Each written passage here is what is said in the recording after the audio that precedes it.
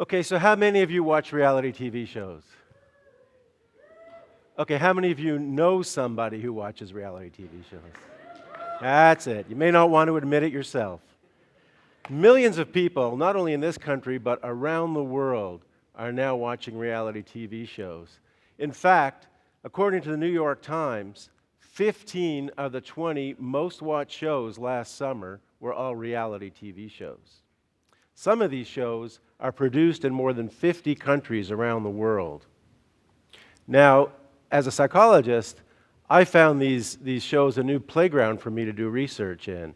I think I'm really lucky, probably one of the best jobs I can imagine. A really cool job is working with reality TV, both as a psychology consultant and as a casting advisor. Now, in the old days, the 70s and the 60s, a lot of the psychological research was carried out in the field. And that was one way that psychologists were able to study some of the important issues of the time.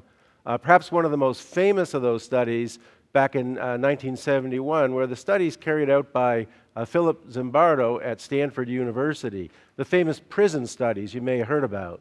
So what they did, they wanted to study the effects of being in captivity for both prisoners and guards. So they were offering $15 a day to college students and other volunteers who were willing to spend a week or two simulating what it's like to be in a prison. So what happened was people were randomly assigned into one group or another, prisoner or guard, and they lived out this life in the basement of one of the buildings at Stanford University.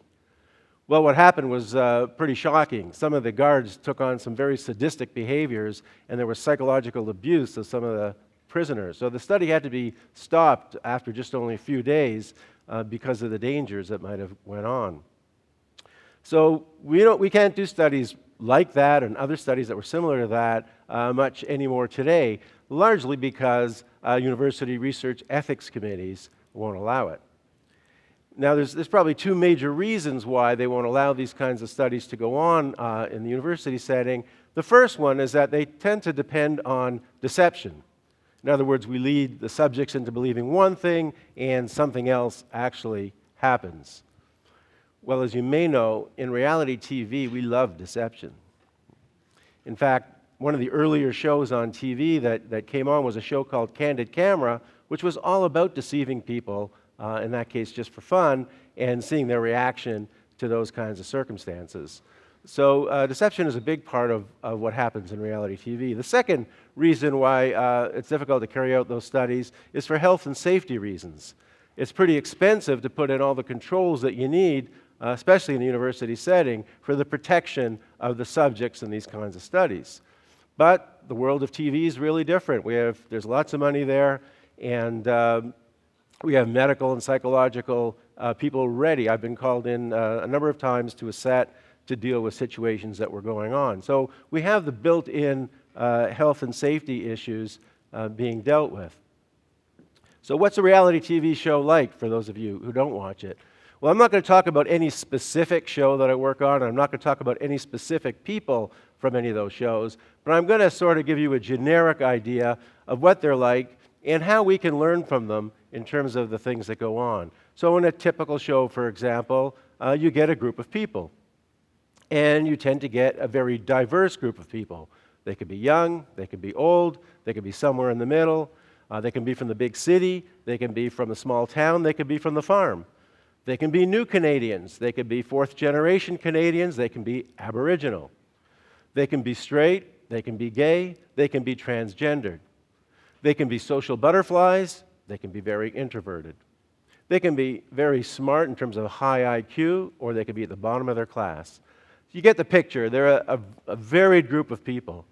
And what tends to happen is that you put them all together, and they can go off on an island or in a house or somewhere where there's exclusion. They're excluded from the world. They don't know what's going on outside of the little bubble that they're living in. Now, there's a number of things that are thrown at them while they're in the situation. For example, there may be challenges every week where they have to do physical or mental challenges, and in addition to that, they will vote to throw somebody out of the house or the island each week. So there's a lot of pressure to perform. But of course, in the end, there's always a winner. And the winner tends to get a healthy prize. Could be $100,000, $500,000, cars, whatever. So there's a lot of motivation to do well in these things. And what we learn is the importance of interpersonal or social and emotional skills, maybe a little bit of luck as well, but all of those things come together in terms of being successful in these kinds of shows. Now, part of what I do is collect a lot of information from some of these people before they actually appear on the show. We may get life history data, we may get psychological testing, we may do interviews. Basically, we get a lot of data. And the fun thing is getting to be able to follow through over the 6, 8, 10, whatever number of weeks and seeing what actually happens, who does well, who doesn't do well, and studying the effects of this real interpersonal kind of experiment. So one of the things we do in terms of any kind of assessment or testing is we look at the emotional intelligence of candidates. What is emotional intelligence? Well, there's several different theories about what emotional intelligence is, but generally there's three things that they share in common. One is your ability to identify your emotions or the emotions of other people around you, to know what it is or how you're feeling. The second one is the ability to manage those emotions, and again, manage your own emotions or even manage the emotions of people around you. And thirdly, the ability to focus those emotions or use those emotions to help you do things. To know when you want to get angry or when you want to be sad or when you want to use whichever emotion you're going to use to help you get what it is that you want. Now, as I mentioned, there's several different models of emotional intelligence, but just to drill down a bit, the one that I like to use in this situation is demonstrated on this wheel. So there's 5 major areas that we would look at, for example. One is self-perception, your ability to know your own emotions, as I mentioned earlier. Another one is self-expression. How well do you express those emotions? Are you very expressive? Are you kind of introverted and you don't express them very well? The next is your interpersonal skills. How good are you at initiating relationships with people? How good are you at maintaining relationships with people? And thirdly, we look at decision making. In other words, how do you use your emotions to make various life decisions? And finally, we look at stress management. How do you deal with things emotionally when you're under stress? You know, what are your coping skills like? These are all measurable kinds of attributes that we look at. Now, I don't want to give too much away about what you need to be successful in these shows, but one of the factors we've discovered that works both in the reality TV world and in the real world in terms of people being successful is within the stress management slice of the wheel that I showed you, that particularly the ability to be flexible. We're finding that people who are flexible, as I'll illustrate, tend to be a bit more successful in many of these types of things. Let's take a hypothetical situation. As I mentioned, it's not a real person, but let's call him Jason. Now, Jason is a student of reality TV shows. There's a lot of people, and maybe some of you are out there, who follow these shows really carefully. They know everything about them. They know every character who's appeared. And as you would know, there's a lot of strategy involved. So Jason's the kind of person who has studied the show intensely, knows all the players, and he's got a game plan. He's got a really strong strategy that he's going to follow. He's seen what has caused other people to lose, seen how other people have won, and he's put on a persona, and with that persona, he follows that game plan all the way through. Now, what happened with Jason, or what could happen, is that by sticking to this game plan, he's really focused on himself and how he's reacting to the others. And he stays with it, even though what's likely to happen, or what tends to happen, is that things are evolving and changing all around him. People are changing. People are forming alliances with others. They're making deals. They're winning competitions. And what happens in this particular case would be that Jason would probably be left out of some of those things because he's so focused on his game plan. He's not flexible. And again, in order to be successful in many endeavors that we do, we find that flexibility usually goes a long way. The ability to go with the flow, to be able to adapt yourself to both the environment around you and to the people around you, to be able to change quickly. We find that people who tend to be successful in life, as well as TV, who are able to get on top of situations and move with them, are much more likely to be successful in these kinds of situations. Another area that's kind of important is self-awareness. Now, self-awareness was part of that self-perception slice that I talked about. But what's interesting about self-awareness is that, I mentioned we want to be in touch with our emotions. For example, one benefit of that would be if, for example, I felt a little pit in the bottom of my stomach, something was bothering me in my stomach right now, it would be very easy for me to jump to the conclusion that, oh, I must be really nervous. I'm standing here in front of 250 people and whatever number of people online. It's nerves, right? My stomach is flooded with nerves. That would be a very quick conclusion, but if I zoned in on my feelings and what was really going on, my self-awareness, I might actually conclude that, I had a sore stomach yesterday from something that I ate, and maybe this is part of that sore stomach that I'm feeling today. And that would be a totally different direction for me to go in terms of trying to deal with what's going on. That's what self-awareness, and it's really a good thing for us to be self-aware and to get to understand our emotions and where we're coming from. However, sometimes self-awareness, we can have too much of a good thing. And back to Jason, what we found with him is he scored really high in self-awareness. But the problem was he was so focused on himself and his own way of dealing with others that he didn't pay attention to the world around him. He wasn't going with the flow. He wasn't observing where he should be paying attention to in the heat of the moment. So sometimes we get so focused on ourselves and our own feelings that we tend to ignore what's going on around us. And I see that as a balance. We have to balance both our interpersonal life and our self-perception, our ability to be aware of what it is we're feeling and what's driving us, and our ability to interact with others, to observe them and understand what they're feeling and where they're coming from. That's a big part of what leads to success in life and reality TV. I like the example of an equalizer in music.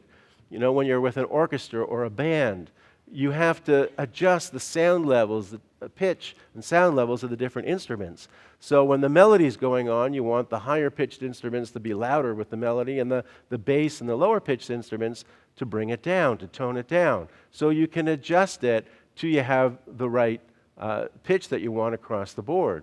Well, our emotions are a lot like that as well. Sometimes we've got to be really assertive with someone, and other times we want to be laid back and just let things flow until we're ready. So we have to be able to manage our emotions almost like this equalizer, where we're able to dial in and out the various components of emotional intelligence. And as you see here in this example, the emotional self-awareness is dialed up, and it may be, in this case, too high. Because what happens if we dial in too much self-awareness, we become narcissistic, right? We focus out everybody else and focus in only on ourselves. Of course, if you want to be on reality TV, it helps to be narcissistic. But that's what happens if we overfocus in those areas. So how does this relate to reality? Well, this is me when I went to university here a few years ago. Yes, I did. Now, when I came here to school, I had a game plan, too. I had a very strong game plan. My mother thought it would be really important if I became a dentist. And I came here and took all the right courses: physiology, calculus, organic chemistry, chemistry. These were some of the hardest courses I could imagine. And I got to tell you, I struggled with those courses. I barely passed some of those courses. But the good thing was, for lightening the load, I would take the first year one course and then more each year of something that I was kind of interested in. And of course, for me, it ended up being psychology. And the interesting thing about that is that taking psychology was so much easier for me than these other courses. I didn't even have to work as hard, and I got great marks in it.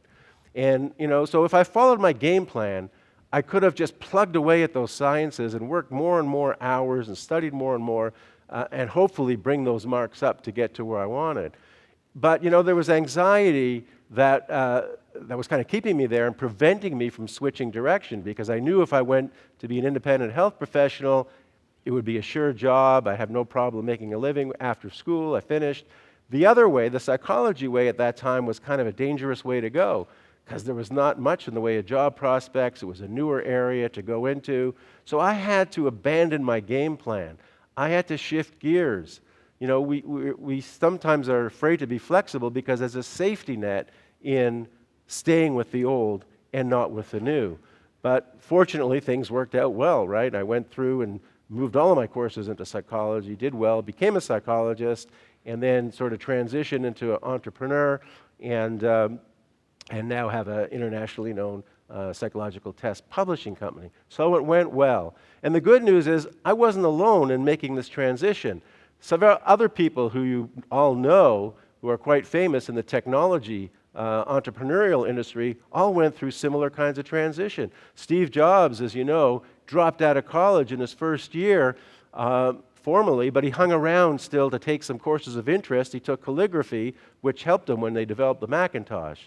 Bill Gates dropped out of college in his first year at Harvard because he wanted to pursue his love of building a software company.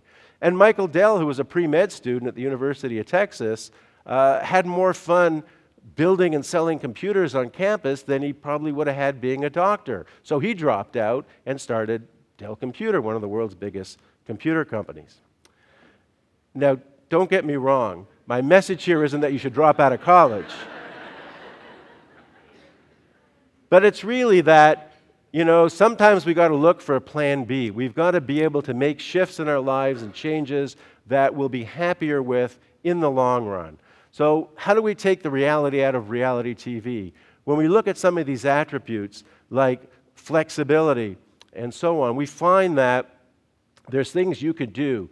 You could become more flexible in your life by doing things like going to new places, meeting strangers, taking courses that you haven't taken before, being really aware of yourself and your feelings, what you want to do, making a plan that goes out for the next 1 year, 5 years, 10 years. And, you don't have to jump out of airplanes. That's not what I'm saying by being flexibility. But taking more risks with the things you do, because, it could be a benefit in the long term. My message to you is, don't be afraid of change. Embrace it. Thank you.